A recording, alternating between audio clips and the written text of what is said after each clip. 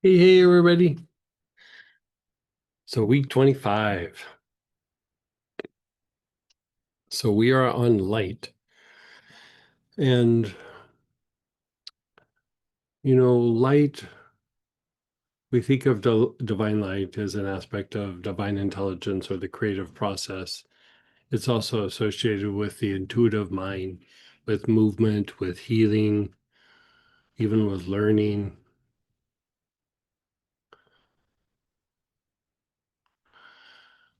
But I would say light is how we keep our body from degenerating. The rate of degeneration in the body is dictated by the amount of light or the lack of light. And so, even when we have compromised areas or diseased areas in our body, part of what makes that degenerate at a much more faster rate um, is the lack of light. And so, light is associated with essence in the body. Light is tied to our physiological processes. Light is associated with consciousness, be it our higher aspects of consciousness or even the unconscious within the body. And all our body's processes are driven by the unconscious. So the unconscious is not just like some repressed part of the emotions or mind. It's tied to our biological processes, our physiology, the processes that keeps our body alive. It's also how we displace lower vibrational energies, what we would call conditioning or the experiences from the past. It's how we would diminish like entanglements with a person, a situation, even the tendency of being fixated on a situation or a person or just a way of thinking is tied to light. The idea of like how we think, that's a very hard thing to explain. I think somebody in Birmingham, I think it was Tracy, said, does it just mean like I used to like purple and now I like pink? And that's a very valid question. Like, what does that mean? Like, it improves or changes how we think. And it's not about the details, it's about a flow or a process. It would be the difference between being overwhelmed by an obstacle, procrastinating in the face of an obstacle, getting triggered by being in the presence of an obstacle, or the ability to problem solve that obstacle, and even further, to grow and evolve because of the obstacle. So at first, those things become very negative because they cause or increase our suffering. But as we shift the processes of how we think, not only does it diminish the potential for suffering, it increases our ability to become smarter, to grow, evolve, to innovate, and to evolve, and eventually even spiritualize. Light is very much associated with the intuitive mind. So you can't really say like it's for this symptom or that symptom, but you could say it's for maybe the vibration of the body, the emotion, the mind. It's about the physiology. It even ties into like our cognitive processes. If you look at the idea of enlightenment, for example, being realized or enlightenment, it's just really refined cognition, like your ability to cognitively process. but not just like, oh, I've accumulated a bunch of facts and look at how I can organize it or look at the details that I know about it. It's the ability to take in information and process it, apply it, and even let it take you to a place where just the exposure to the information expands a kind of awareness. It's like the idea of, like, if you show a good clairvoyant, like a true clairvoyant, like a picture, for example, they can sit and take a few minutes and they can see things in the picture, but that picture is like a portal or a doorway to that space, that time, that environment, and they can get in and then start looking around at things that are not even in that picture.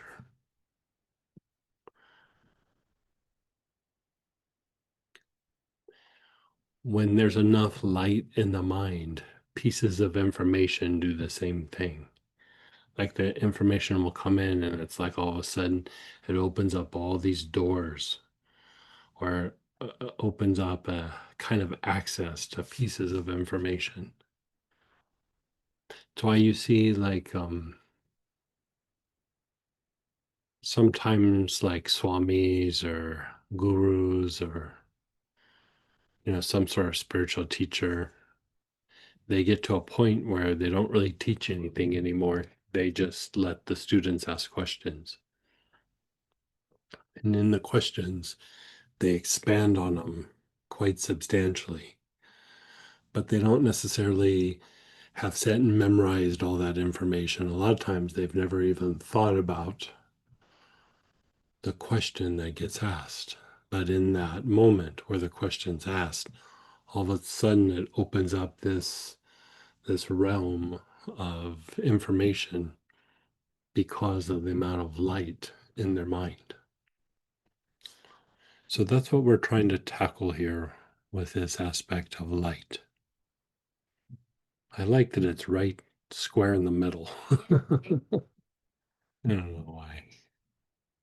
Probably some story in my head, but anyway. So you're going to pull out the blend Manna, which is actually based on a very old anointing formula that is probably a couple thousand years old, you know, somewhere in that region. So we have the blend Manna, and we're going to start with the standard approach. Your awareness is on the left side of the body, the side of the face and neck, the left shoulder, all the way down to the left outer ankle. You're taking nice, long, slow, deep breaths.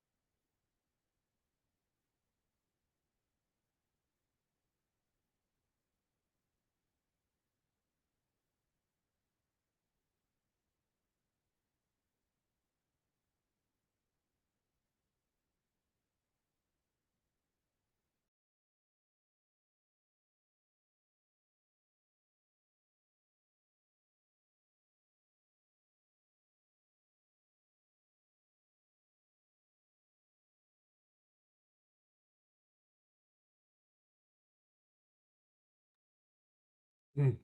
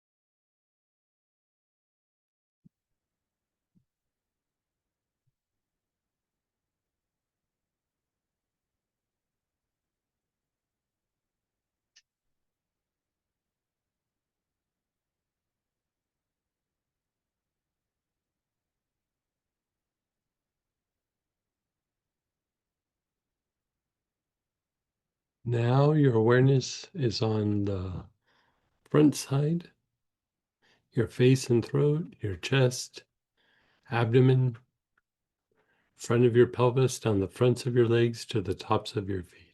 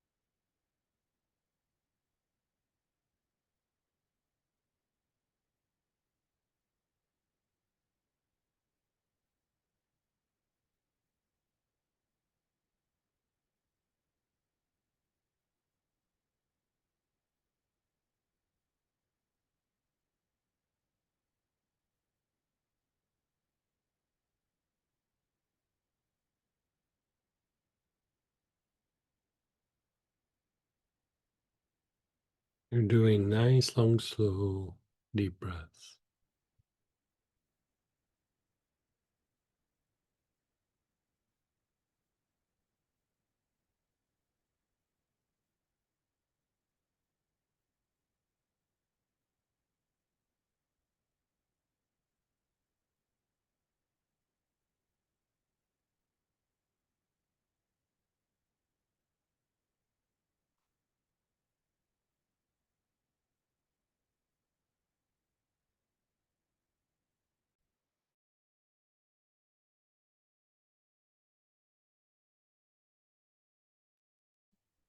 Yeah.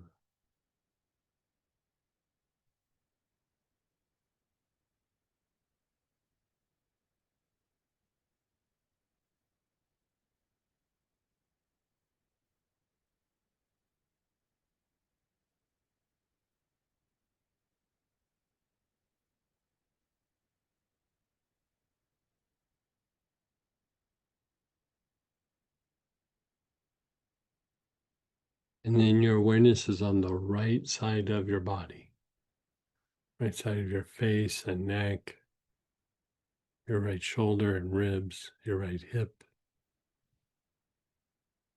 down the outer leg to the right outer ankle.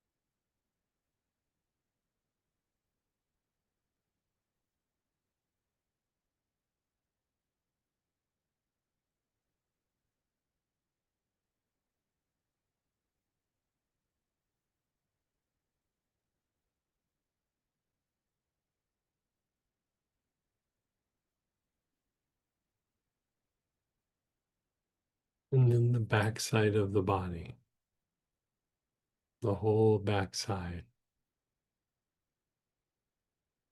back of the head and neck, your whole back.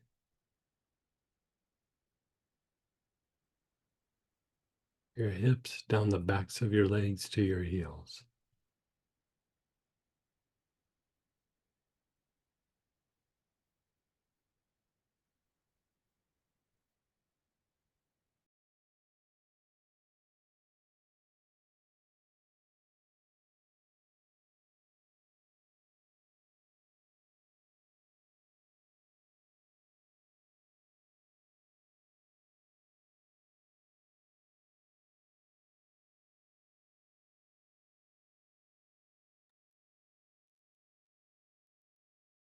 Mm-hmm. That's a good one. It's funny, I just checked on it. But like I just checked on it like this morning.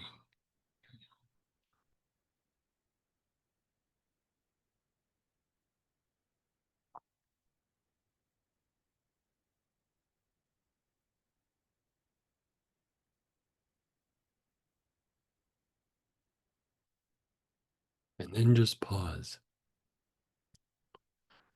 So this is the standard approach.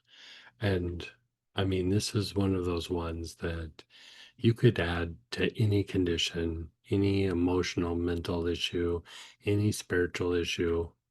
Like it is like adding salt and pepper to a meal. Like it just makes it a little better, or adding steroids to the body when there's inflammation. It just to reduce it that much faster. And so, be it a spiritual component, something that you're doing, if it's meditation, um, uh, I have a case that's like about this big that are like all the jewels that I find that are the jewels of, all the different classes through the years and everything. And, I kind of cherry pick like out of this class, this blend is amazing. And, I think there's only about a space in that case for about 100 oils. And so, like, if something goes in and it's full, so that means something has to leave. And let's just say Manna has a very solid place in that case, you know.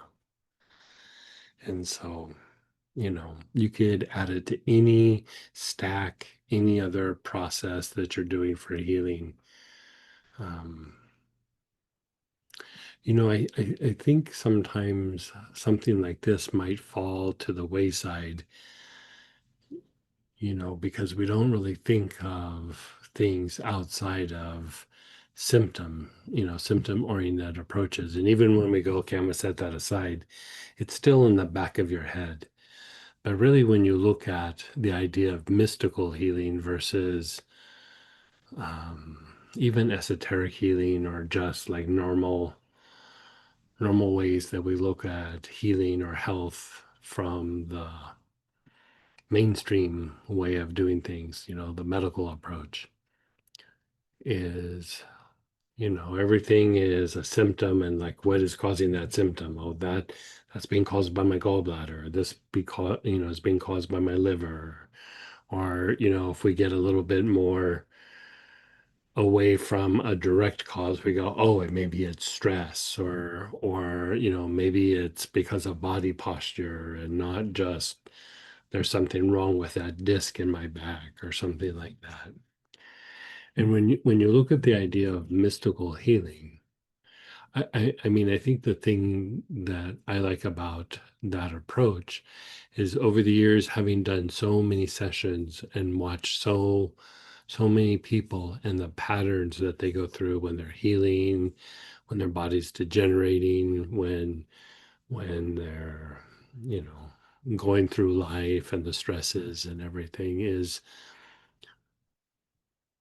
the issues that we face and how we define it, like this symptom or that symptom, is us trying to make sense out of something, but we're not really taking in all the information. We're not taking in the account of the environment and stress and workloads and our interactions with people and conflicts that we might have with people.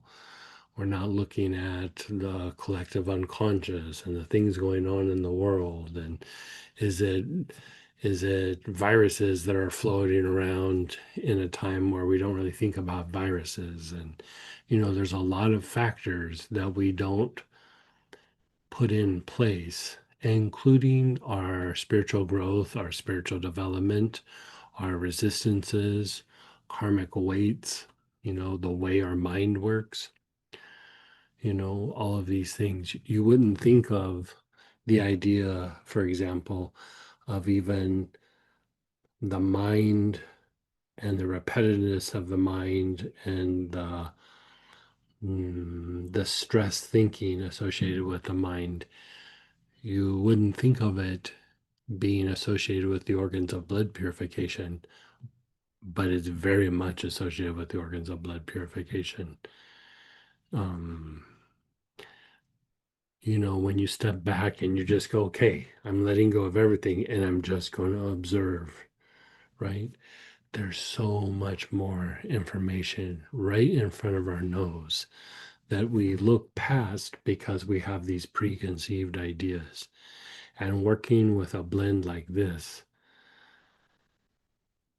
it produces results, but not in the way that the symptom oriented mind looks at something, but it produces results, especially when you kind of look a bit more big picture and you factor in more than just, you know, this is not what my body does. This, I wanted to go back to the way that it was. You look at your body in a phase of growing and evolving based on the things that you're going through, just like the emotions and the mind. And so I would say this is tied to a very different kind of healing, just as valid, but usually not very acknowledged. Not a lot of people have the awareness on like the full spectrum of healing. And you really have to have direct experiences with it. That's part of why a lot of times we do a process here and then we talk about it after the fact. It's you're having direct experiences with something and you're realizing, oh, this is what this is doing, where before your mind just is trying to conjure up an example of something and it doesn't really get it. So I don't know. I could keep going on, but let's go ahead and jump into the next part. So that standard approach, again, you could integrate it with any other um, uh, healing approach. If you're treating arthritis, if you're treating emotions, whatever it might be, that could be integrated and it could be integrated into any stack, or programming stack. So with that, let's go to the advanced approach. Your awareness is on the left side of the body, from the side of your face down the whole left side to the left outer ankle. The whole left side of the body. Nice, long, slow, deep breaths.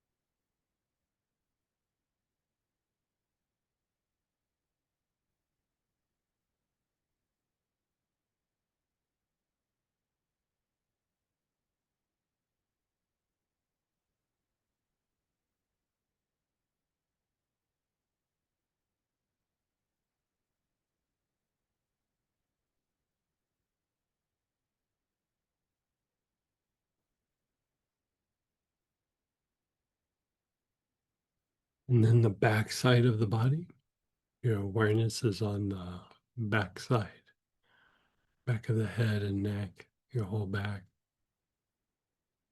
your hips, down the backs of the legs, all the way to the heels.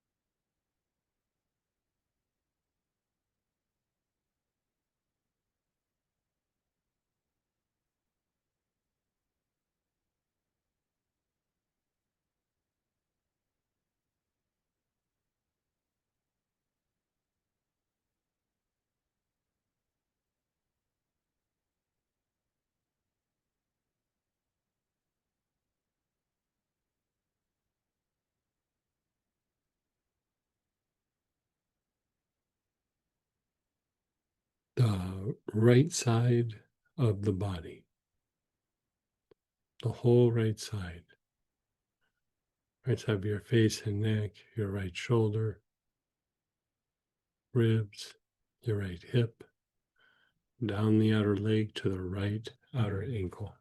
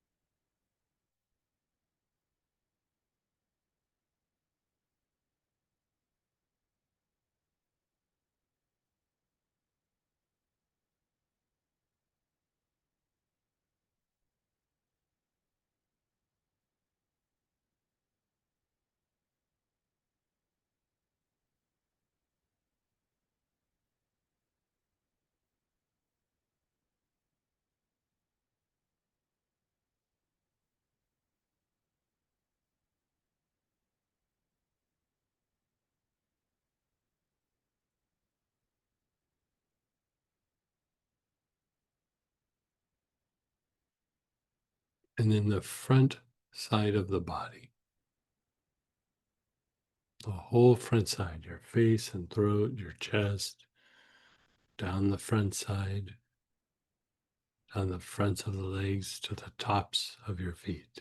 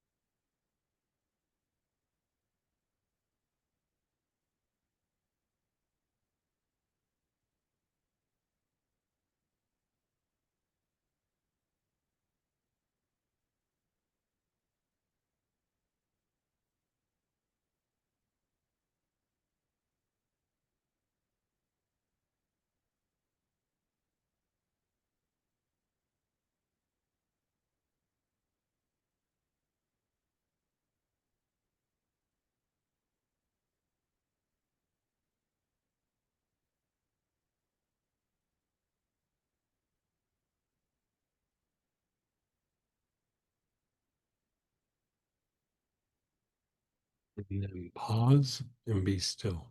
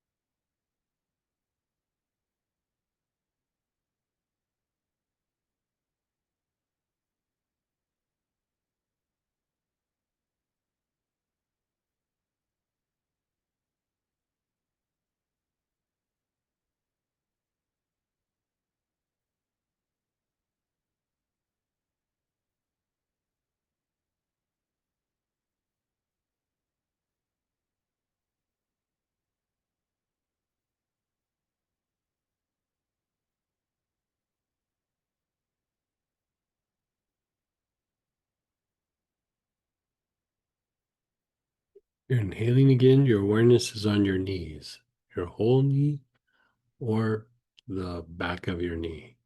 Either way, your awareness is on your knees.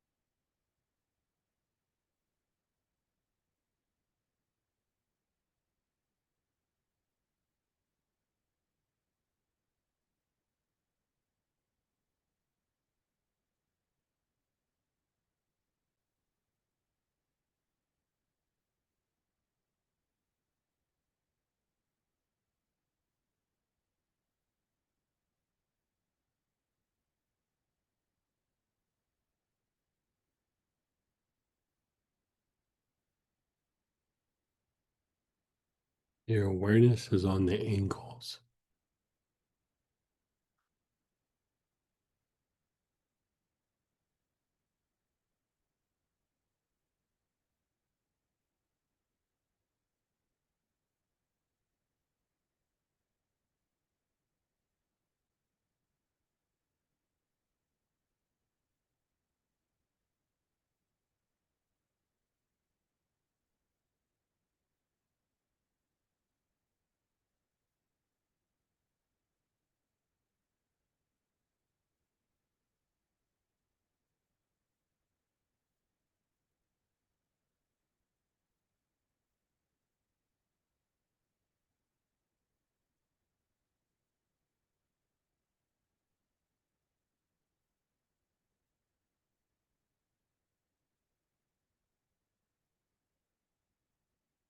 Your awareness is on the soles of your feet.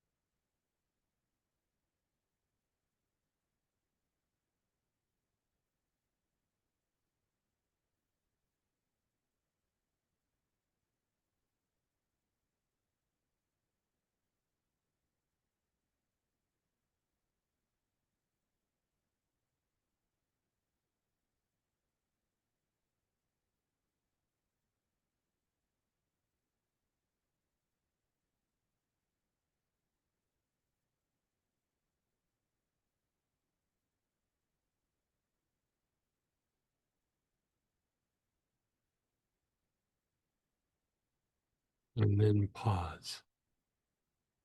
You're just being still and letting go.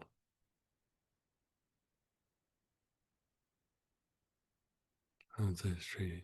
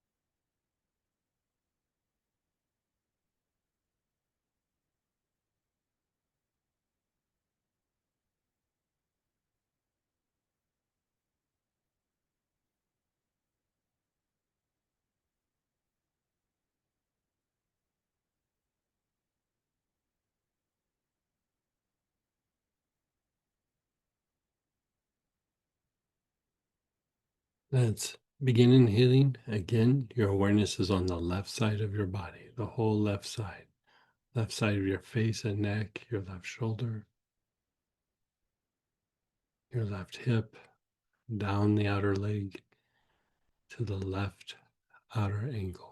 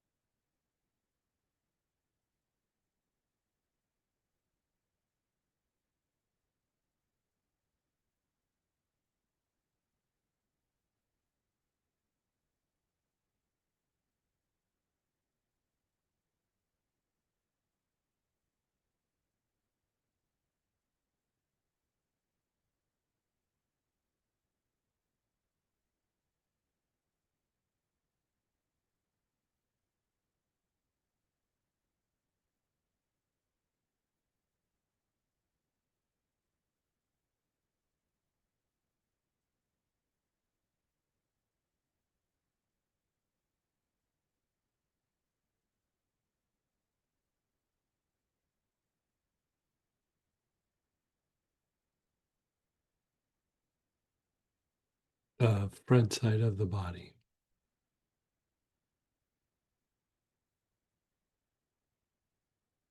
your face and throat, chest, abdomen,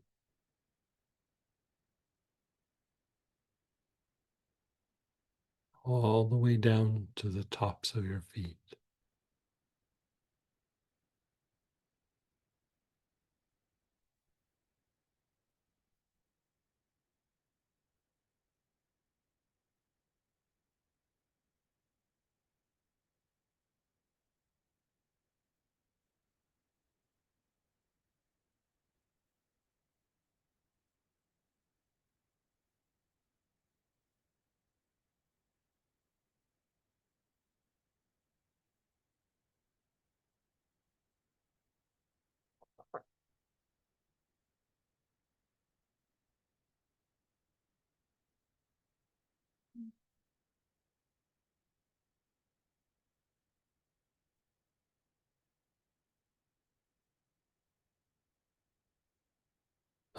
Right side of the body, side of your face and neck, your right shoulder and hip, down the outer leg to the right outer ankle.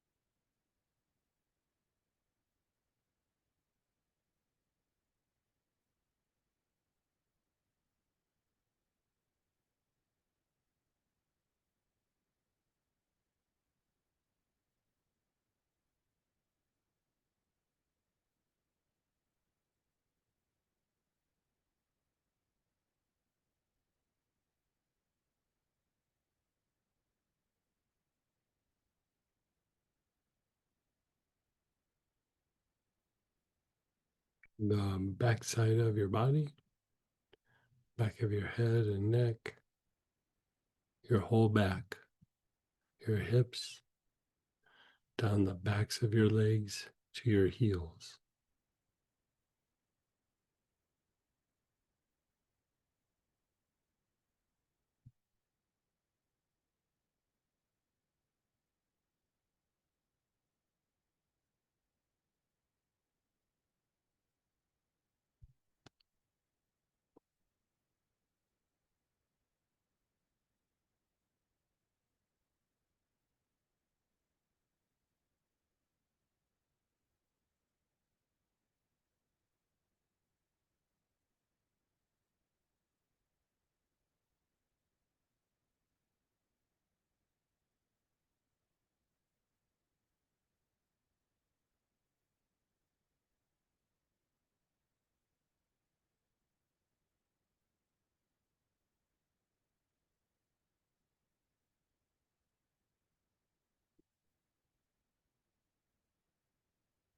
And then pause. Pause and be still.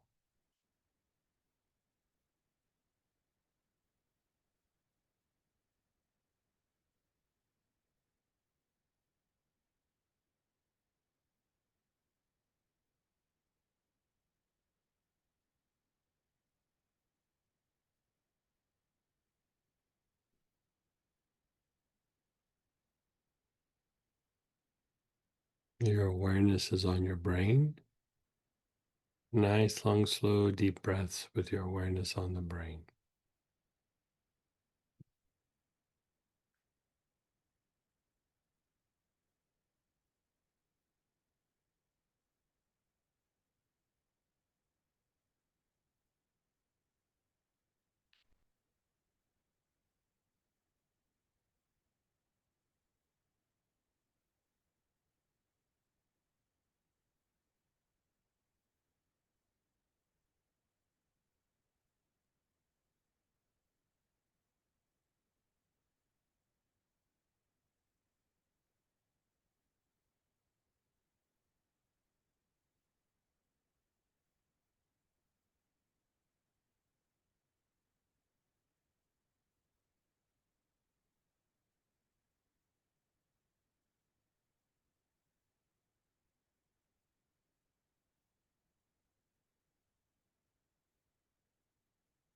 Your spine. Your awareness is on your spine.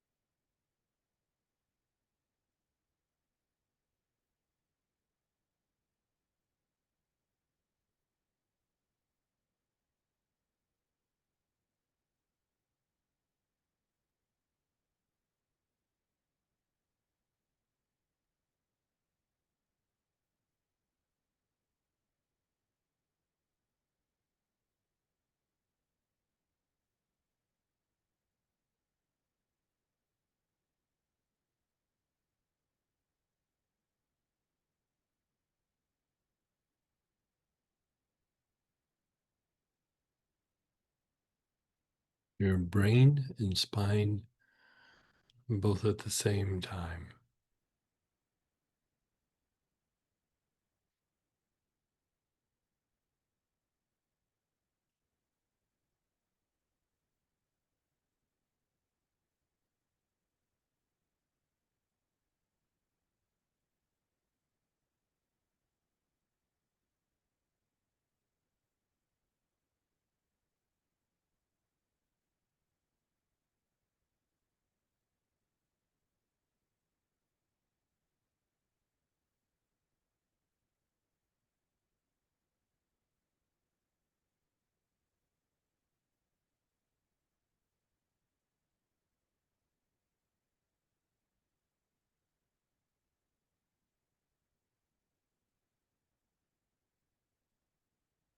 on the brain and soles of your feet.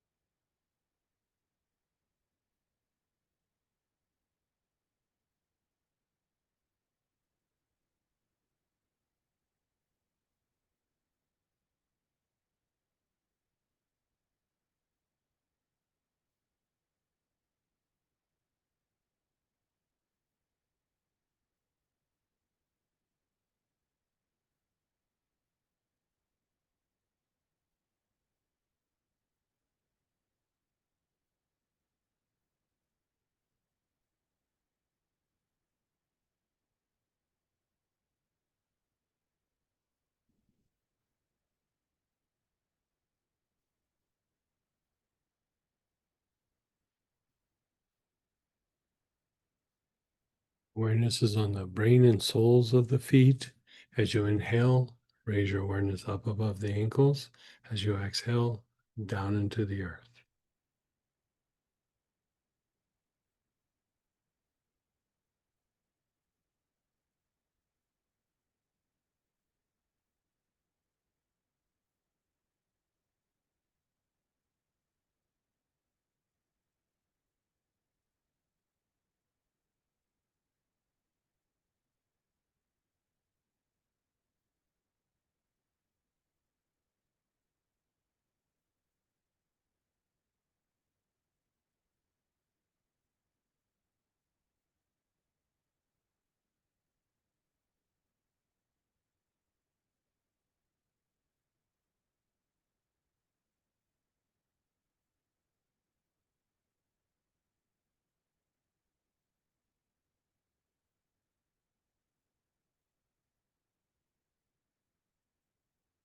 Then pause, pause, and let go.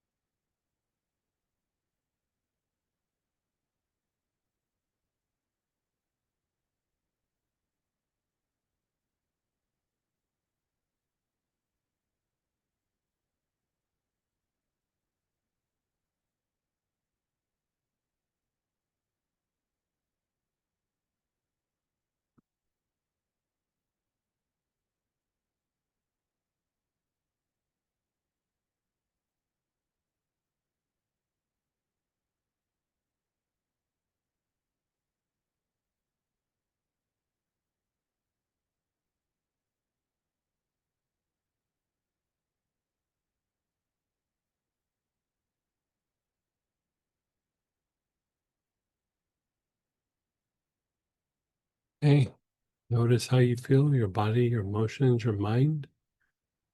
And let's share experiences, ask questions. We'll do the work program for just a little bit, a few minutes. And then once we kind of covered those shares and questions, we'll jump into normal Q&A. So let's do org programming first, and then we'll do normal Q&A for the rest of the evening. So go ahead and fire away.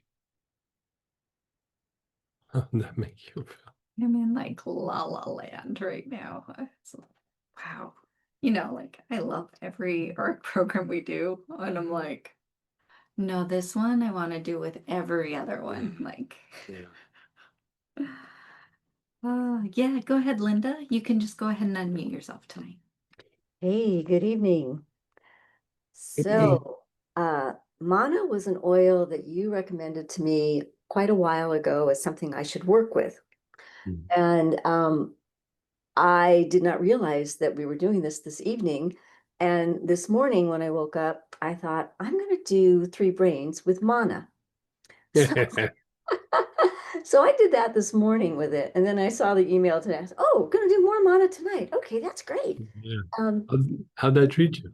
it's it was a very different Auric programming for me tonight. There was Mhm. a lot of just being in it, a lot of just letting it go, just letting, like, I don't even know how to exactly to describe it, but just like letting the light emanate through every pore. Mhm.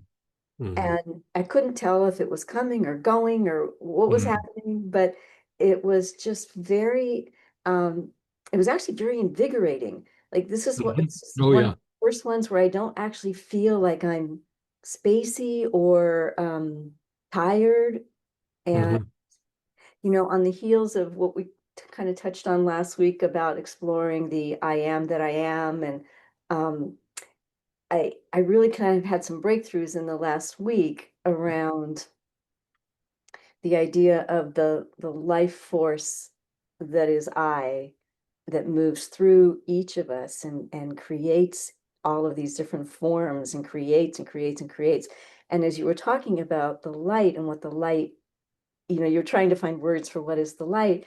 I was sensing that the light is the I.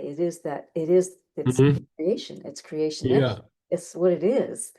And it's all that we are. And if we just continue this work and clean and release all of the veils we have that hide that from our vision, then I kept getting thoughts about the great yogis, that they would say you would see them and they just look like light moving, Mhm.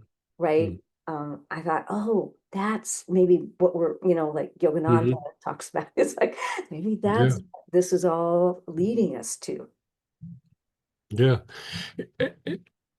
I love everything you just said. Like, and the thing that I would say, it's, like you said, it's a little bit hard to describe, but in certain circles, they say things like, you know, I don't know, like the idea of being spiritual, for example, like, oh, I have a spiritual practice, or, that person's very spiritual. In certain circles, um,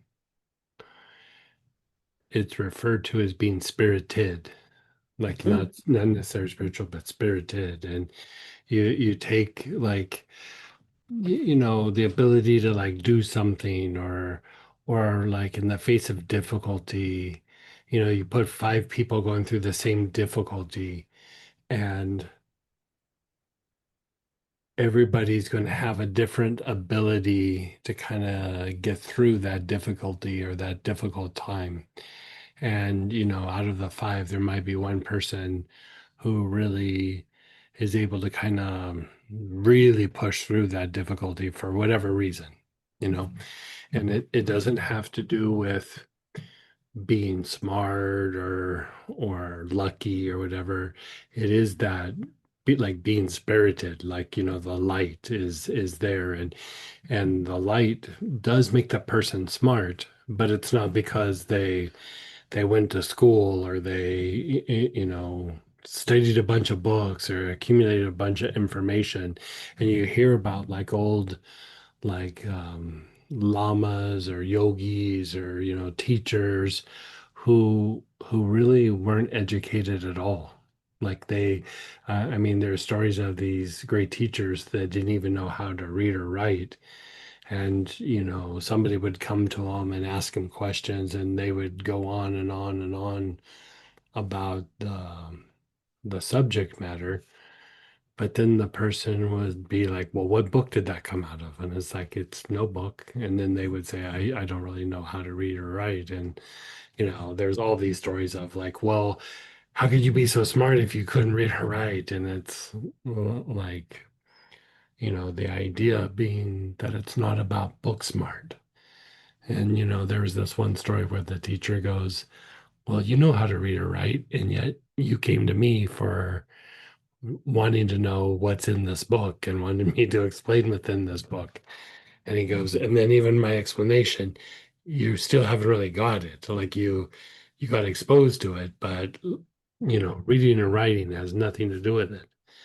And it's that idea of being spirited or like, being a vessel of light or, whatever version of it, you wanna say. But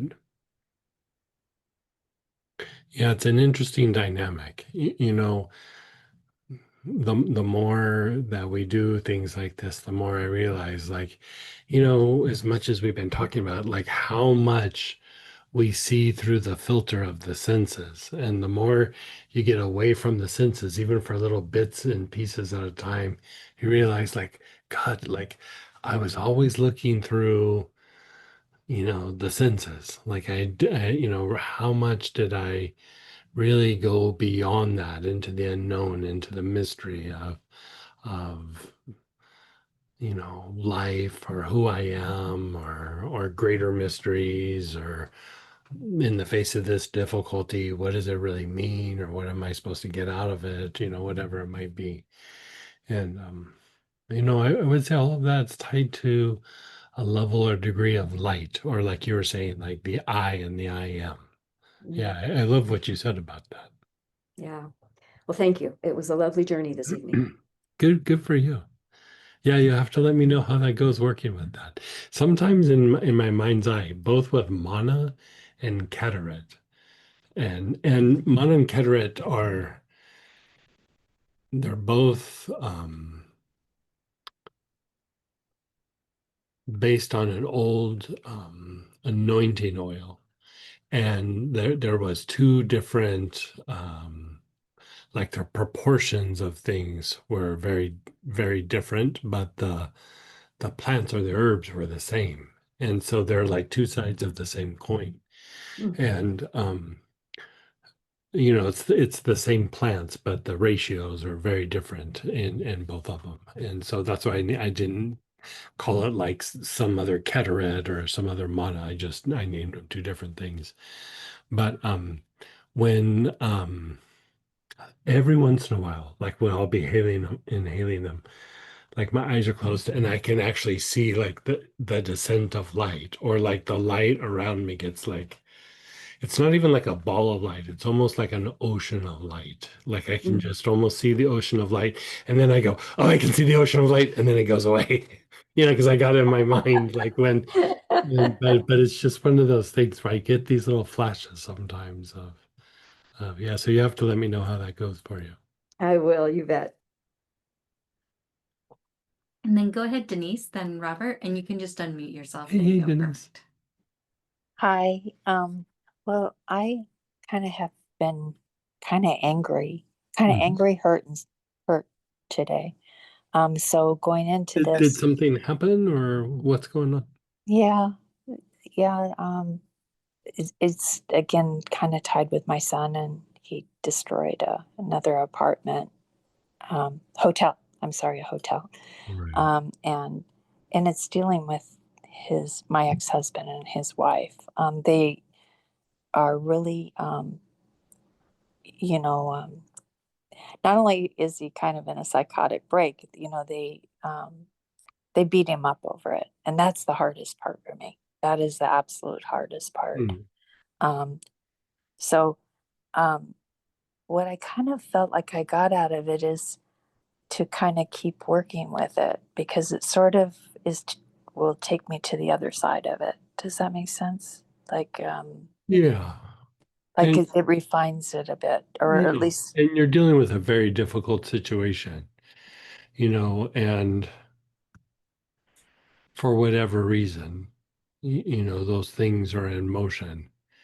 And there's your son's journey, there's their journey, and then Yeah. there's your journey. And I'd say, as much as you want to help the son and maybe temper the ex-husband, I would say be sure like your feet are under you before you start dealing with those situations.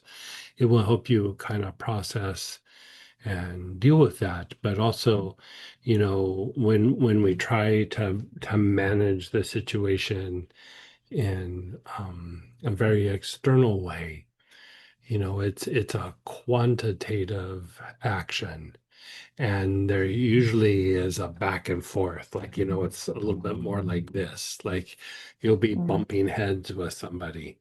And I know this is an easy thing to say and harder to put into motion, but the more that we practice the observation and the things that we talk about, and the more that we kind of find our center in those times, in those situations, the more it becomes a qualitative action. And qualitative action can eventually cause a shift that is much more significant than its like quantitative measure. So it's like basically you're being an example, or you're being this like beacon of light or vessel of light. Mm. And it doesn't mean that you don't have to make choices and do things, but it's like it comes from a different place. Like sometimes the decisions will be made and they look the same, but like you're coming at such a different place. It's that idea of it's not so much what you said, it's how you said it, like Yes. it's that essence that, we all kind of know what that is. And we usually know it a little bit more when it's like a little bit negative, but Man. whatever the reason, whatever the things that are in motion, whatever things are in play, to kind of be like that vessel of light. And doesn't mean avoid anything, and it doesn't mean like, okay, that means I'm just going to be a vessel and not do anything. But you know your son has the difficulty, but so does the ex. You know what I mean? Yes. He doesn't have a diagnosis, and he might not be considered like a kind of mental illness. But as far as we look at it as being, um, like a genuine human being, or like, we all have our struggles with it. And he's going through some struggle as much as the son is. The son has a diagnosis and he doesn't. And I would say sometimes,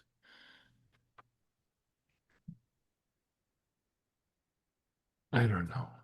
Like I Thank think about it for myself. It's like, oh, if something had defined, at least I knew I had to work on something, like when I was younger. And when you don't have like that thing like your son does, you just think, I'm awesome. Like everything I think is awesome and right. And I had this acquaintance one time that he would have really weird things come up in his head. And he would come up and he'd go, I know, like, for example, he'd go, I know you guys are talking about me. And we'd go, We weren't talking about you. Like, we weren't talking about you at all. Like, you weren't a subject or anything." And he'd go, well, why did it come up in my mind? Mm. And I was like, I don't know. You're getting triggered by your past. And I go, trust me, if I had a problem with you, I have no problem saying it directly to your face. I have no problem with that at all. Like, but we all have these like kind of ways of thinking and conditioning that we're working our way through. And the more that light is present in these situations, the more that the thought processes, the way of thinking, and the way things play out are going to break out of repetition and be something new or different. sometimes it's not on the timeline that we like, but if you look at even the idea of like blessing situations or praying for situations or just coming up with new ideas, trying to be spontaneous. It's trying to break out of some sort of repetition there. And here from the point of view of what we're doing tonight, it's that essence is light, you know. Mm. And Thank so you. the more that you can bring a light into the situation, and it doesn't mean you don't have to set aside all the ways of doing something, but you just have like a little bit of a different perspective, I guess. Yeah. Thank you. Thank you so much. It's Here's the big thing that I would say about that for myself. I don't know if this helps you, but for myself, I had a tremendous aha moment when I realized that all of that stuff wasn't because of me. Mhm. Like it wasn't like he's doing this because of this doesn't sound quite like that for you, but still like you know take your ex-husband out of that situation and put him in a different situation, he would behave the same way. You know what I mean? If it wasn't your son and it was like, somebody else, he would probably behave the same way, or very similar. And I had this realization one time. It's a weird way to say it, but this is how I realized it. I was like, if I was out swimming in the ocean and I got bit by a shark in the 70s, I was very fixated on being bit by a shark because of right. So like I had a lot of jaws oriented thinking. And I- it's like, oh, why did this happen? Why did it happen to me? You know, the shark was being mean or whatever, was being a predator or whatever. You have whatever stories in your head. And I just had this realization like if that happened, it's not because he hated me. I just was in front of him. Like that's Mm. it. I was just in front of him. It didn't matter who it was in front of him. He was going to still behave the same way.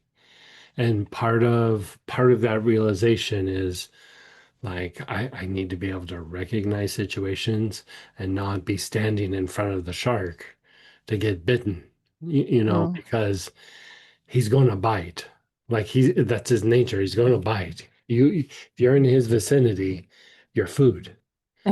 And you know what I mean? And I I do. mean, it's a very simplistic way of looking at it, but it was such a big aha moment for me that there's just times where I'm like, oh, I'm not going to interact with that person. I won't be shark food, whatever it is. And The realization it's not personal. yeah, It is their nature. It's right in the nature it's of their who they are. nature, and for whatever reason, they're working through something. And as much as you say pieces of information and try to convince them, you know. They're still going to behave the way they're going to behave. It's usually, I was just having a conversation with a friend, and they were asking about like why does this happen or what does that happen, and it's they said this and then I said that. They were kind of doing that, some version of that, and it's more about behaviors and tendencies than it is about words and facts and ideas and presentation. And it's really about behavior and tendencies. It's almost like these chemical reactions. If you put these chemicals in place, they have a certain reaction. Yeah. And, you know, your son is your son, your ex is your ex. And, the only chance of them breaking out of that repetition is some sort of spontaneous action that happens in that, which is a byproduct of light.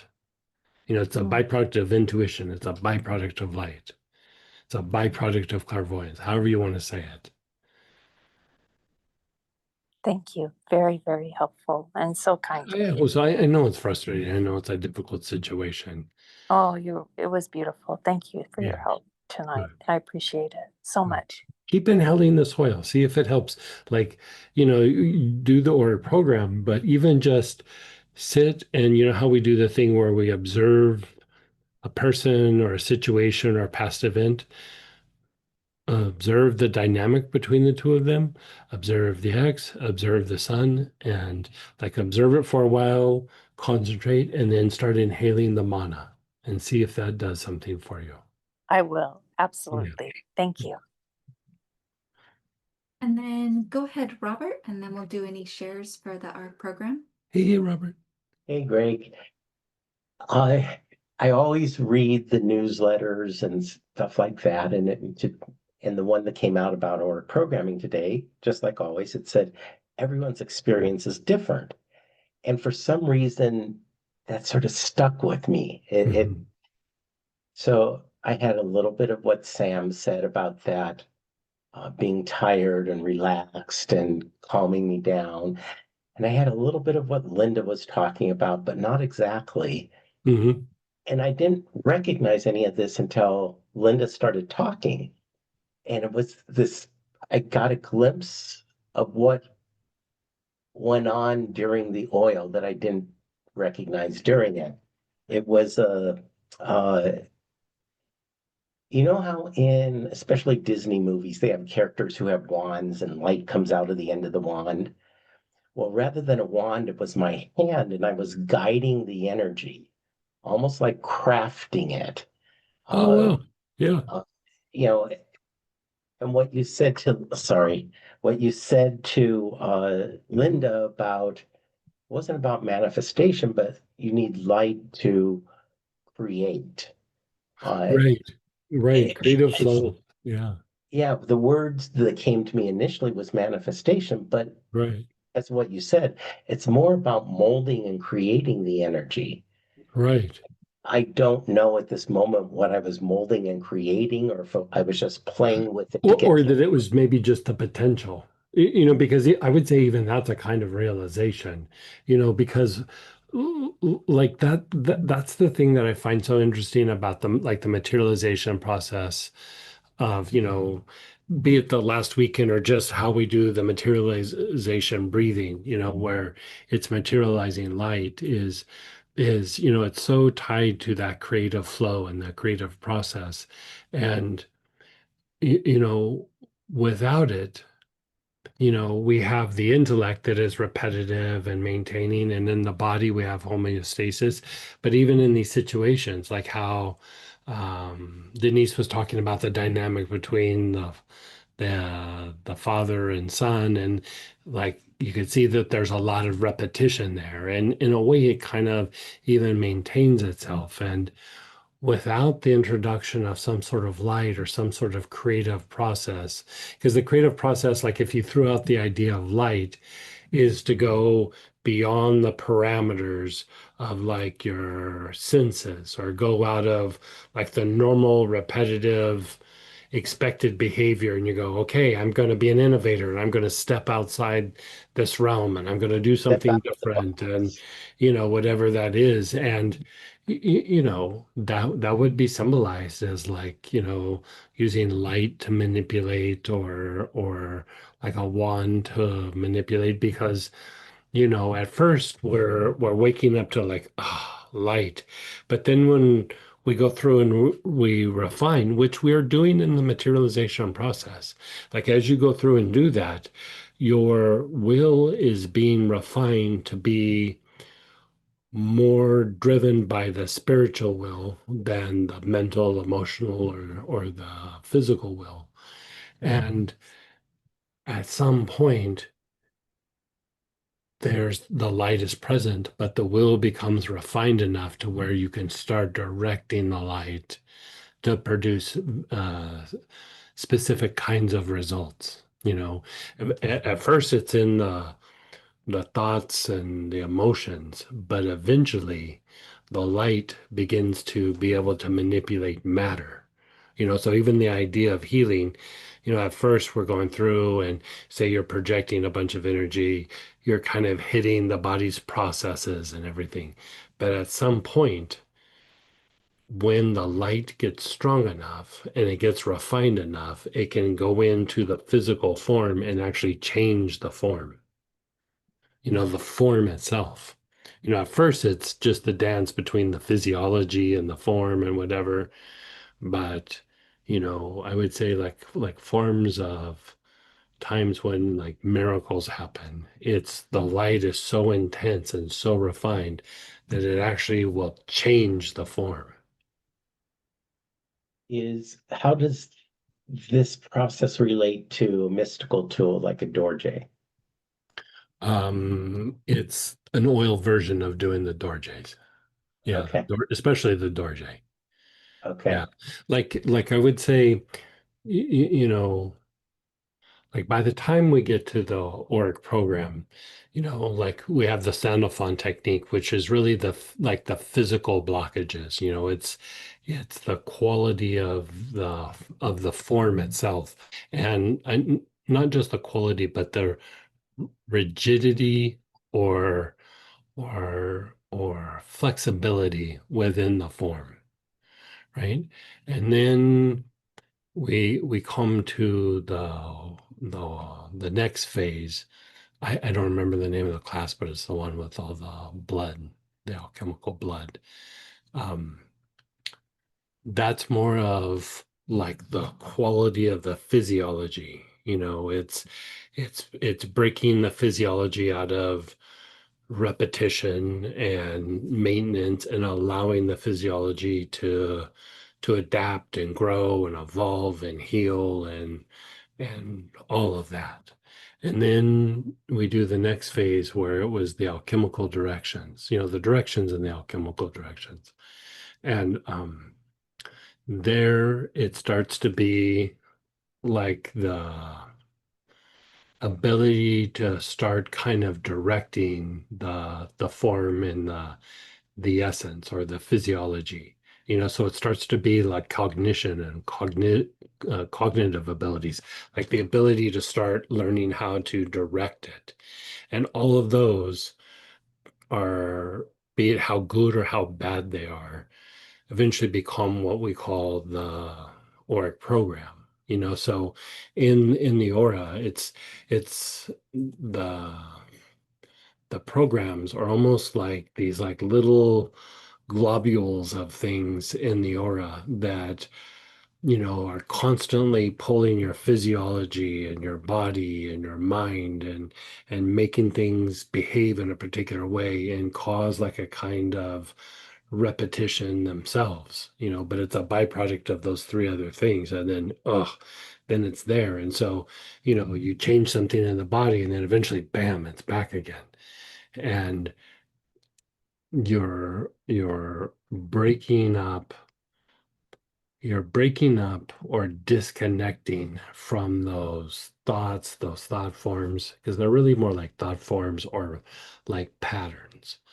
And you're starting to disengage those patterns so that the aura becomes more spontaneous and eventually becomes, eventually more, intuition being more of light rather than dark, which is just dirty gray energy, becomes more of light, which is like when we did the intuitive classes with all the Jungian stuff. And then eventually we did the soul rays, right? And so then it really, like if you can process and get to those points, then the aura is like I'm swimming in an ocean of light. I'm surrounded by the ball of light. I'm driven by essence rather than form. And it's that idea of like waking up or starting to become a little realized or a little enlightened is really all that is breaking away from the perception and the fixation of the form and beginning to give value and awareness and perception to essence. The form is still there, but it doesn't get to be 99% of our perception and consuming the mind. It starts to kind of get to this place of like a 50-50, I don't know if that's the percentage, but and in that, your ability to start directing and manifesting something becomes incredibly heightened. So it makes you a better healer. It makes you more innovative in your industry. It makes your body heal a little bit better. It makes all these different things kind of happen. You're a little bit more dynamic when you're interacting with people. And when bad things are happening around you, you don't quite have the reaction that you normally would.